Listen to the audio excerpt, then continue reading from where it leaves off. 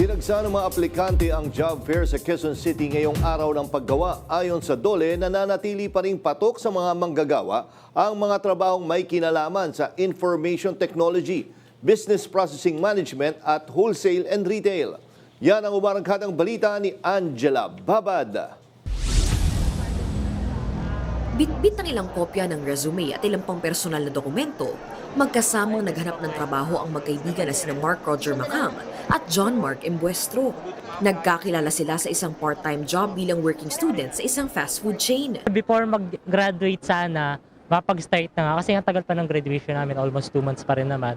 And kasi nasa bahay rin naman and wala rin namang gagawin sa bahay. Yung tatay ko po kasi retired police din po. Bali, namatay rin po kasi si papa ko kaya ang nangyari po, gusto ko may pagpatuloy po yung yapak niya.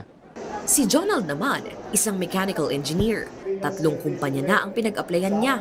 Para sa kanya, walang dahilan para mawalan ng pag-asa. Yung mahabang pasyensya kasi siyempre mahaba po yung pila, hindi po siya basta-basta. Kung gusto mo talaga magkatrabaho, baunin mo yung mahabang pasyensya. Samantala, may baon ng mga swerte at tiyaga ngayong Mayo 1 ang job seeker na si Ronald Mark Pagador. Sa Lunes kasi ay magsisimula na siya bilang kitchen helper. Masaya. Di na naghahantay, di na na-scam. Almost lahat naman po, meron pong benefits.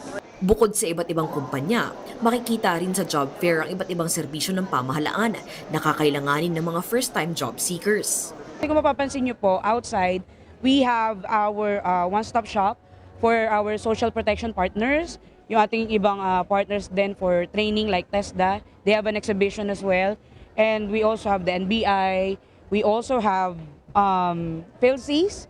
And we also have the QCID with us. And the other programs and services of the city.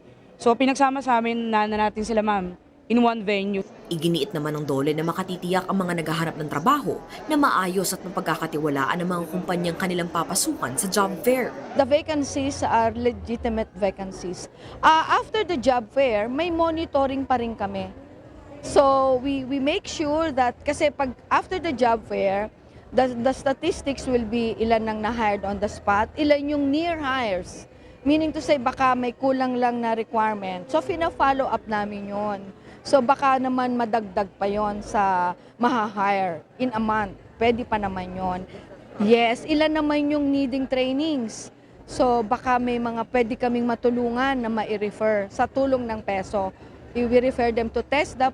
Hindi lamang ngayong Mayo 1 ang iba't ibang job fair dahil ayon sa DOLE, magpapatuloy ito sa iba't ibang lugar sa bansa sa mga susunod na araw. Ako si Angela Babad ng PRTV News, nagseserbisyo para sa Pilipino.